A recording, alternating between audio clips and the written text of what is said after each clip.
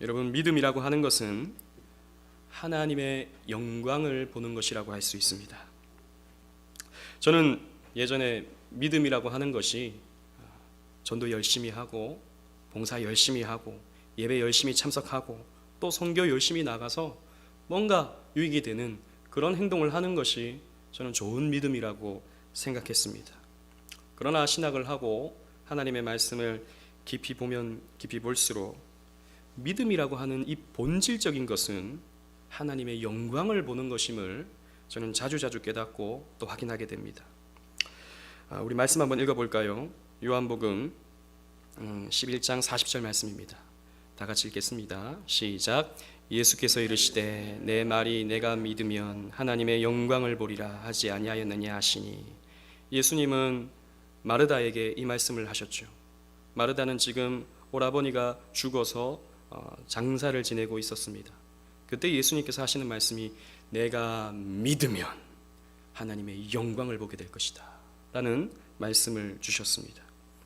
믿으면 하나님의 영광을 보는 것이죠. 믿으면 그 영광에 의하여 살게 됩니다. 믿으면 그 어떤 증거를 보지 않아도 하나님을 믿게 되는 것이죠. 믿으면 그 어떤 논리적 설득을 받지 않아도 신앙생활에 전혀 지장이 없는 것이죠. 그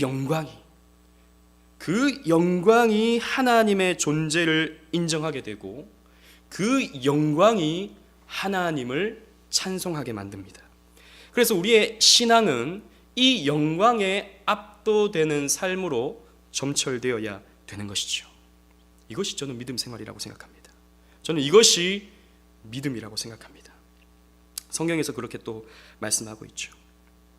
앞에서 살펴본 대로 요한복음 1장은 세상은 이 영광을 보지 못한다고 밝히고 있습니다. 5절 말씀 보면 빛이 어둠에 비치되 어둠이 깨닫지 못하더니 라고 말씀하셨습니다.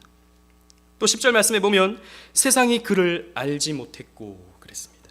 또 11절에 자기 백성이 영접하지 아니하였으나 라고 성경이 밝히고 있습니다. 세상은 이렇게 하나님의 영광을 보지 못합니다. 성경은 이런 사람들을 소경이라고 말씀하고 있죠. 그러나 하나님의 자녀들은, 하나님으로부터 난 거듭난 하나님의 백성들은 그 영광을 보는 것입니다. 이것을 우리는 영안이라고도 할 수 있습니다. 저와 여러분들은 이 영안을 가져야 되는 것이죠.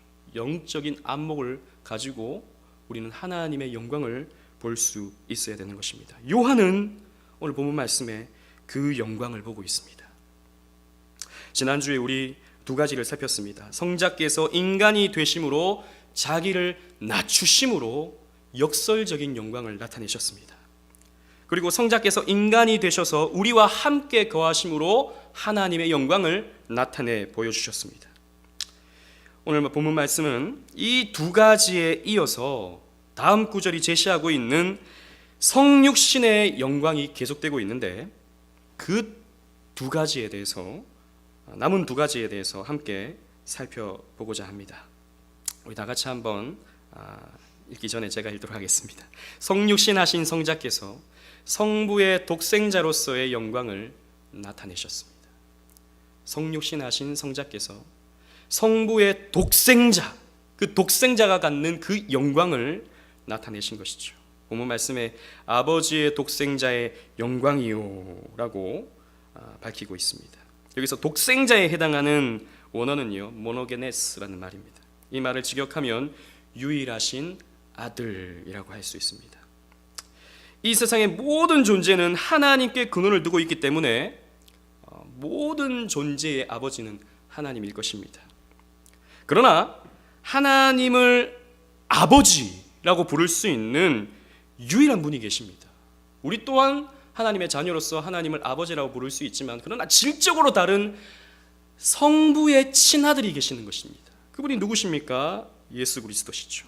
독생자 예수 그리스도만이 하나님을 친아버지로 부를 수 있는 것입니다. 이 표현은, 이 독생자라고 하는 이 표현은 그렇기 때문에 이 세상 어떤 피조물보다 높으시고 이 영적 존재, 천사보다도 우월하신 분이 하나님의 아들 예수 그리스도시다 라고 하는 표현이 될 수 있습니다. 여러분, 독자, 독생자라고 할 때 그 의미가 갖는 특별함이 있지 않습니까? 독자는 부모에게 더 큰 사랑을 받죠. 무남 동료가 여기 있는데 더 큰 사랑, 저는 뭐 4명 중에 1명이기 때문에 저기 4명 중에 1명이기 때문에 조금 덜 받았다고는 할 수는 없지만, 그러나 독자가 받는 특별함이 있습니다. 하나님에게 있어서 독생자이신 예수 그리스도는 너무나도 특별한 분이셨다는 것입니다. 성경에 이 모노게네스라는 표현이 몇 번 나타나는데요, 히브리서에서는 이 독생자라는 표현이 이삭에게 해당될 때가 있습니다. 이삭에게 해당됩니다. 아브라함의 독자 이삭, 얼마나 특별합니까? 너무나도 특별했기 때문에 하나님은 이삭을 바치라고 했던 것이죠. 사실 아브라함에게 있어서 이삭은 자기 존재 그 자체였습니다. 이삭이 잘 되는 것이 자기가 잘 되는 것이었고, 이삭이 건강한 것이 자기가 건강한 것이었습니다. 그래서 이삭은 또 다른 자신의 투영이었던 것이죠. 하나님은 그 이삭을 바치라고 했던 것은 아브라함 자신을 바치라는 의미였습니다. 그만큼 중요하고, 그만큼 소중하고, 그만큼 아꼈던 것이 모노게네스, 독생자였던 것이죠. 하나님에게도 이런 분이 계셨는데 그분이 바로 예수 그리스도셨다는 것입니다. 이 예수 그리스도께 성부 하나님은 말로 다 할 수 없는 영광을 비추셨습니다.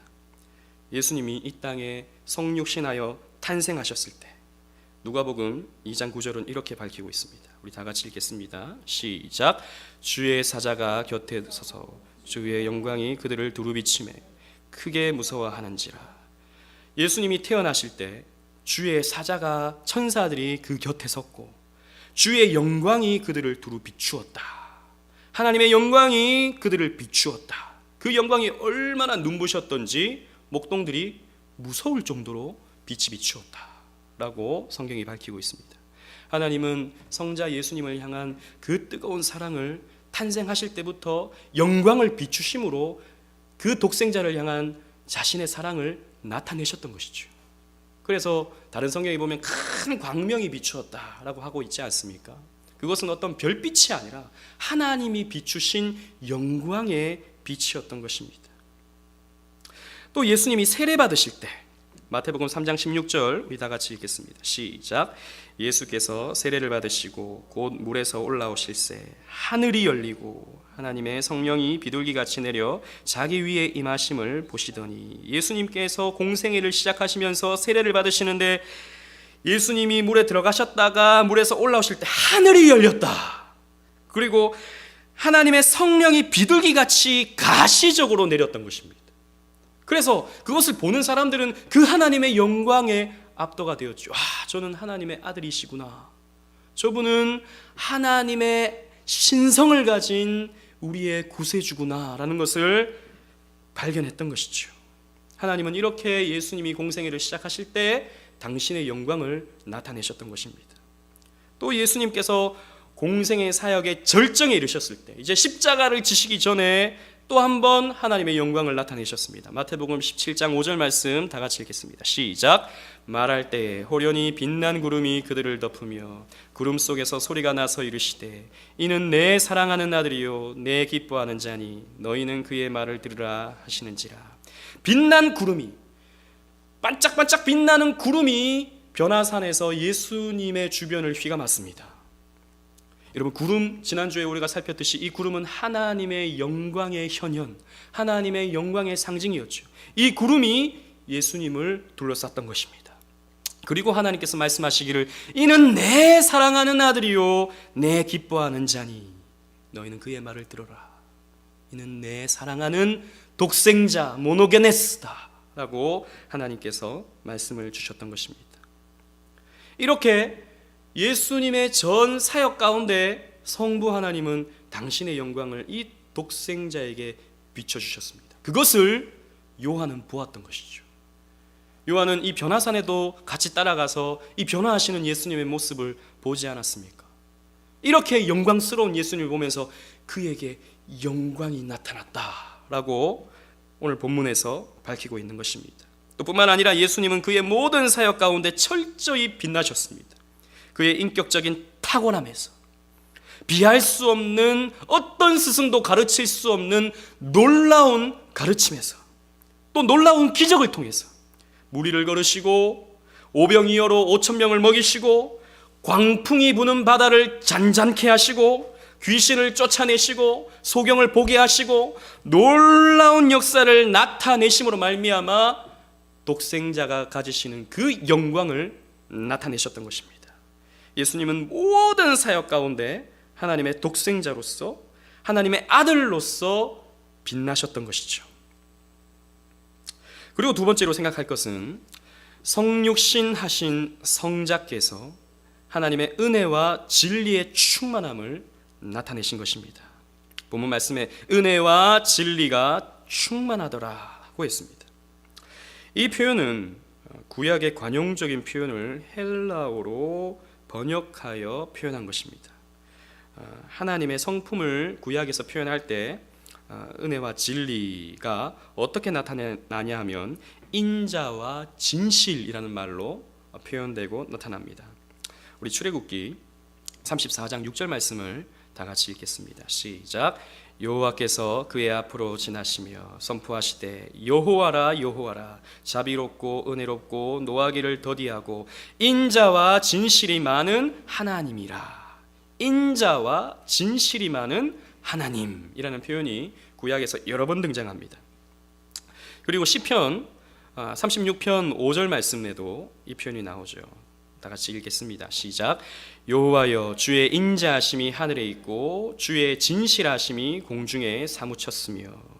이 인자와 진실이라는 말이 히브리어로는 헤세드와 에메트라는 말입니다.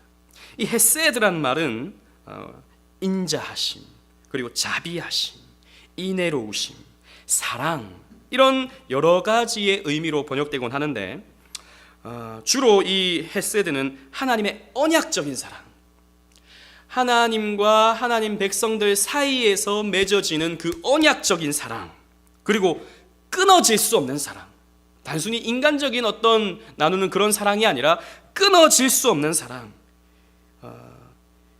이루어질 수밖에 없는 사랑, 이런 사랑을 헤세드라는 말로 하나님은 구약 성경에서 표현하셨습니다.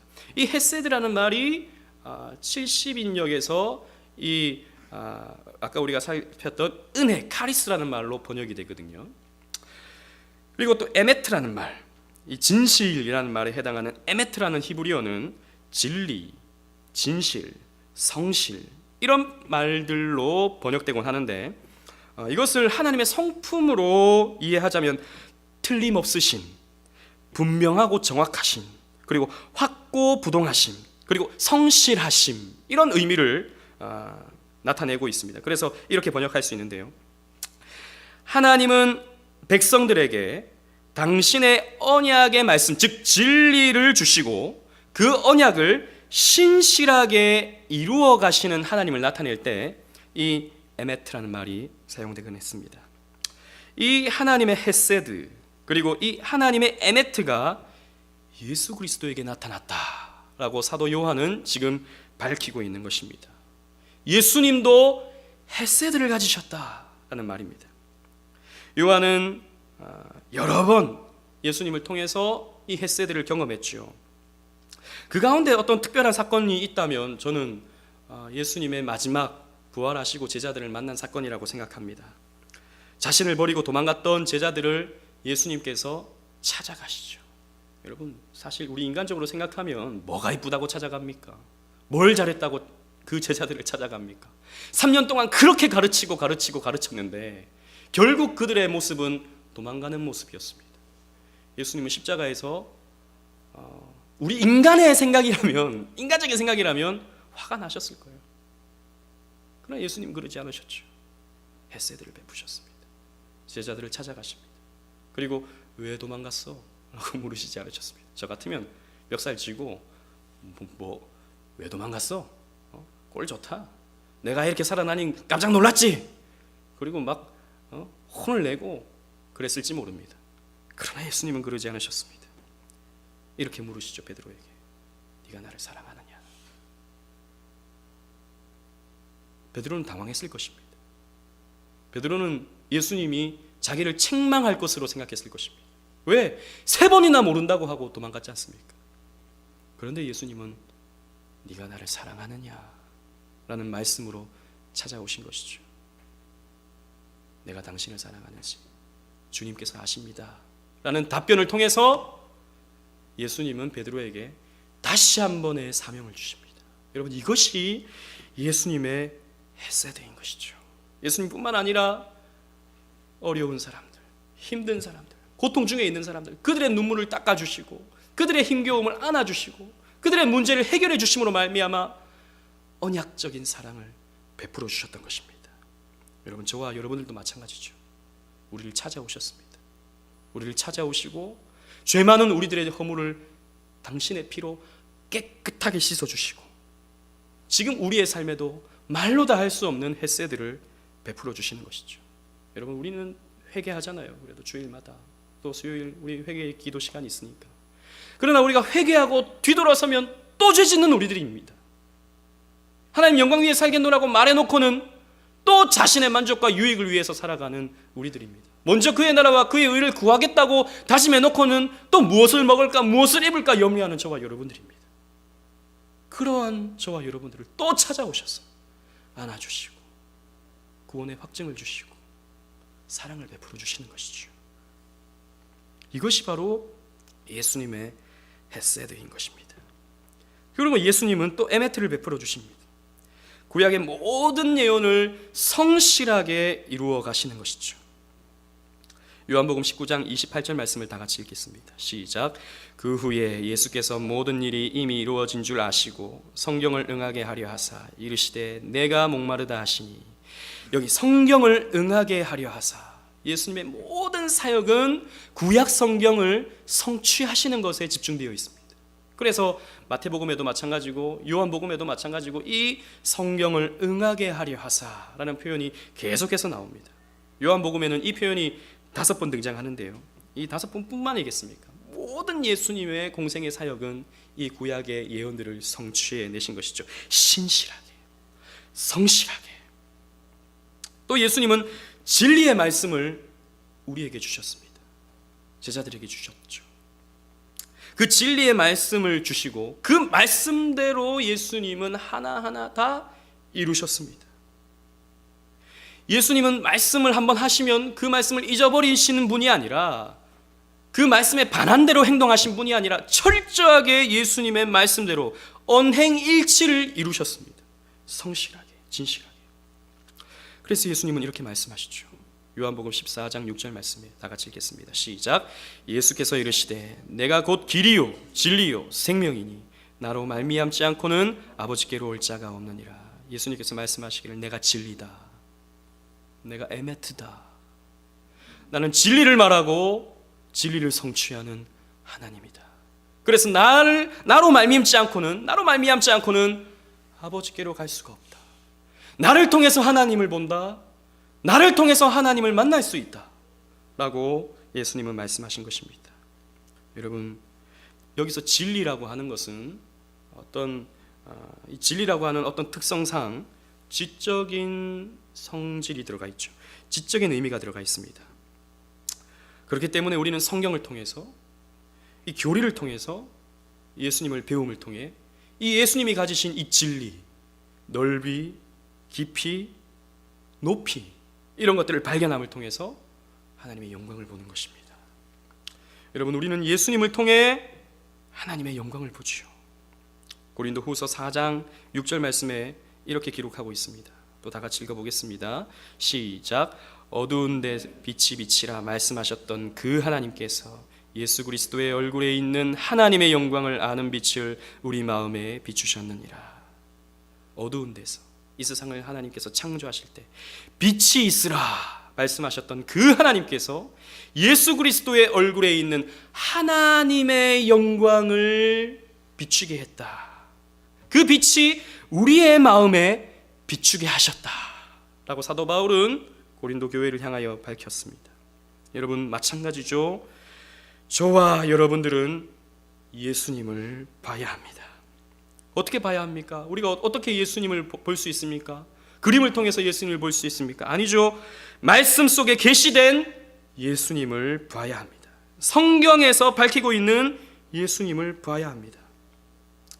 예수님을 통해 비치는 영광의 빛에 우리는 집중을 해야 되는 것입니다. 여러분, 우리는 이 예수님을 만날 때 다른 목적으로 만나려고 해서는 안 됩니다. 병고침, 물질 축복, 이런 것들은 이방인들도 다 구하는 것 아니겠습니까?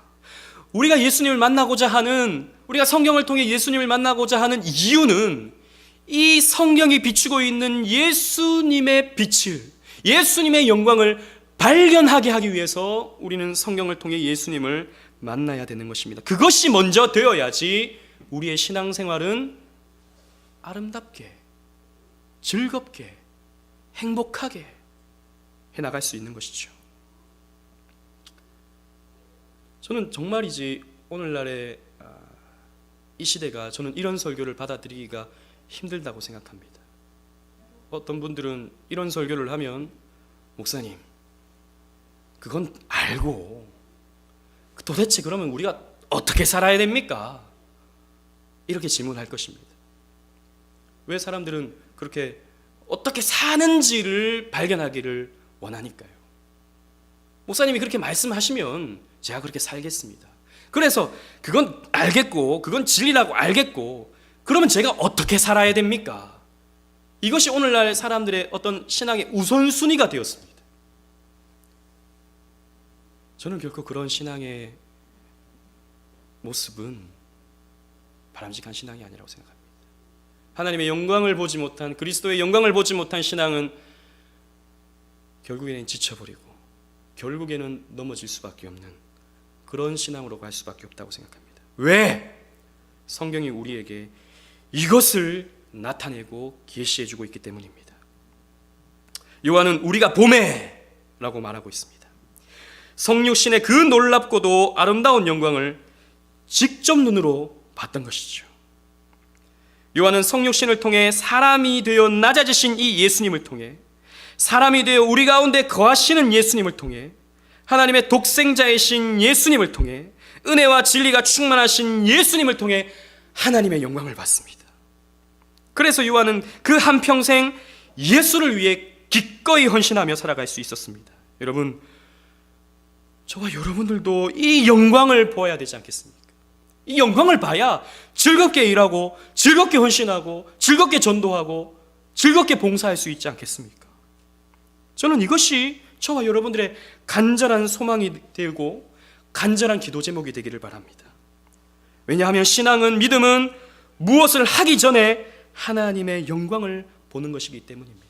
여러분, 그렇기 때문에 복음서에서 나타나는 수많은 예수님을 만난 사람들이 내가 무엇을 하여야 영생을 얻겠습니까? 내가 무엇을 하여야 영생을 얻겠습니까? 라고 하는 그 질문 앞에 예수님은 다른 말씀을 하는 거예요. 네가 먼저 어떤 일을 하기 전에 하나님의 영광을 봐라. 하나님의 영광을 보기 위해서는 네가 가진 거 다 팔고 나를 좇으라. 예수님 말씀하시는 거예요.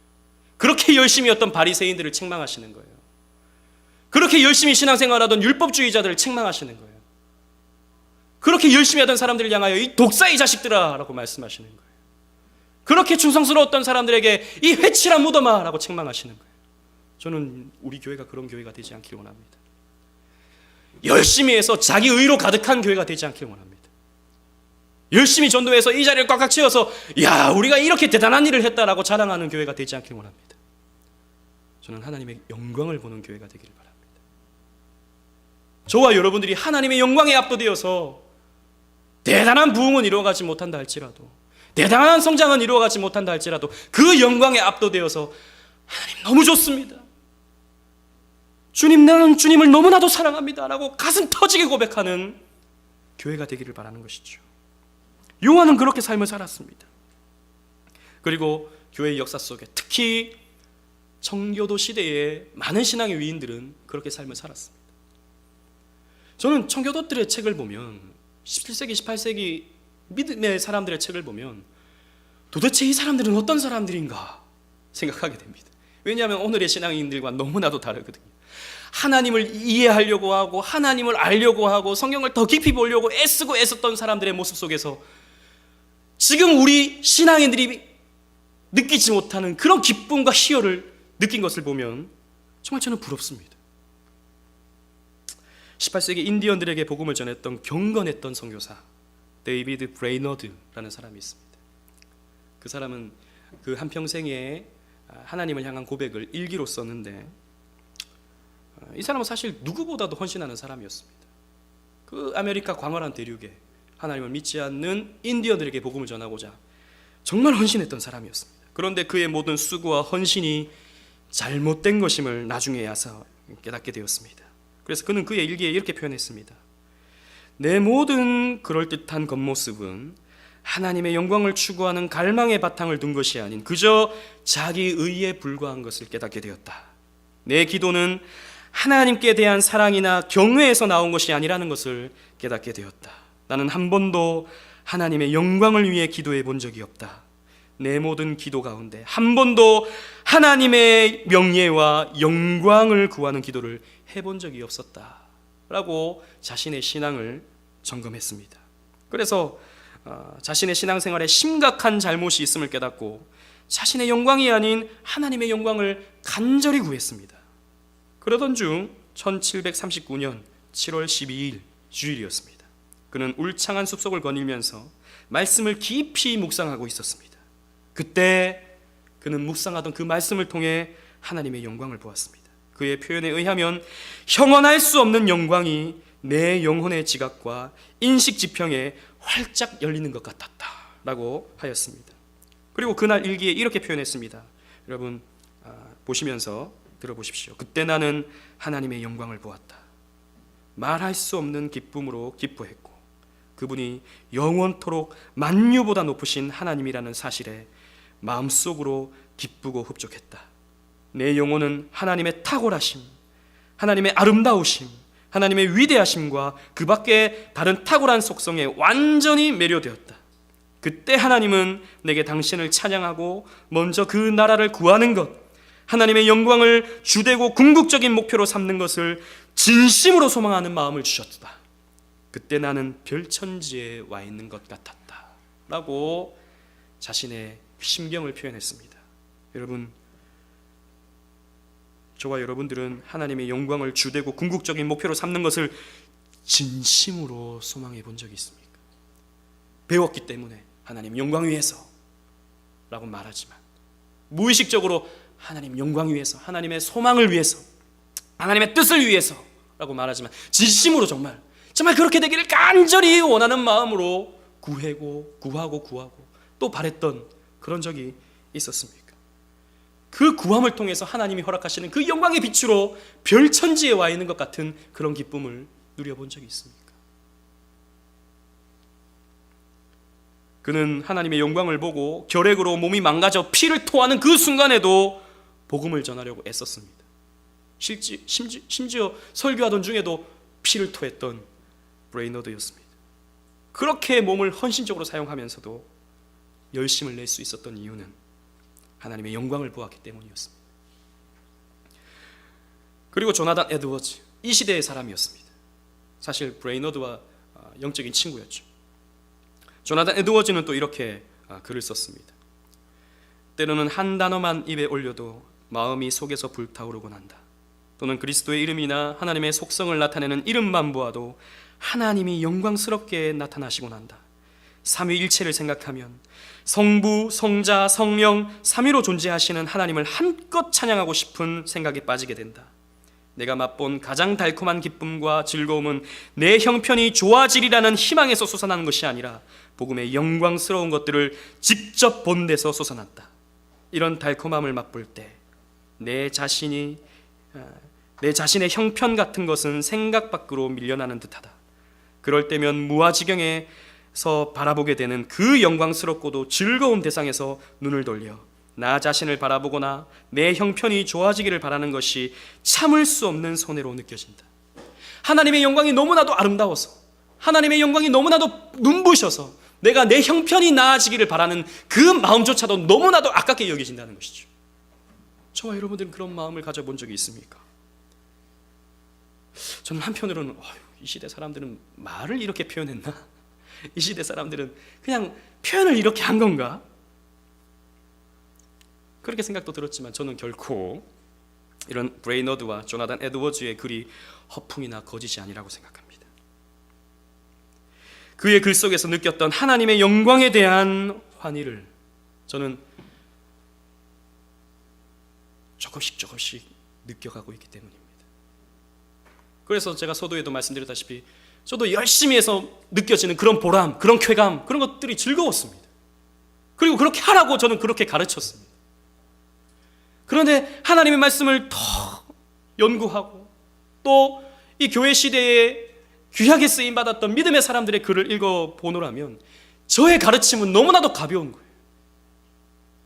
제가 생각하고 행했던 그 모든 신앙 행위들은 너무나도 자기중심적이었습니다. 저는 그래서 우리가 reformed, 개혁하여서 우리가 하나님의 영광에 좀 집중해보자.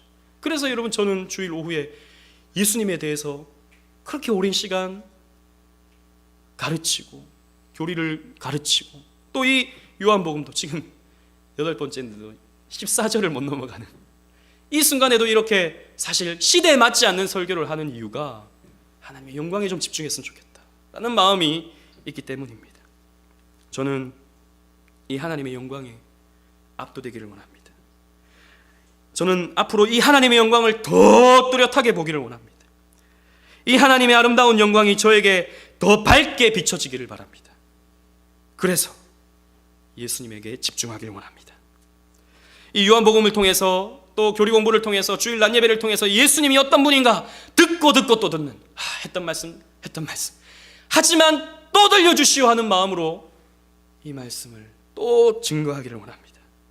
그래서 성경에 나타내고 있는 이 예수님을 여러분들에게 더 자세히 설명함을 통해서 이 작은 목사의 입술에서 하나님의 영광을 선포하고 또 여러분들도 영광을 목도할 수 있기를 소망합니다. 그저 행위주의적인 신앙이 아니라 그저 자기중심적인 신앙이 아니라 하나님의 영광, 이것이 어떤 우리의 목표가 되어져서 그 영광을 위해서 또 열심히 달려가는 그것보다도 하나님의 영광을 우리가 충만하게 누림을 통해서 그 영광에 압도되어서 전도도 하고 봉사도 하고 헌신도 하는 이 영광에 압도되지 않고는 아무것도 하지 않는 여기에 먼저 집중하는 저와 여러분들이 되시기를 주님의 이름으로 축원합니다.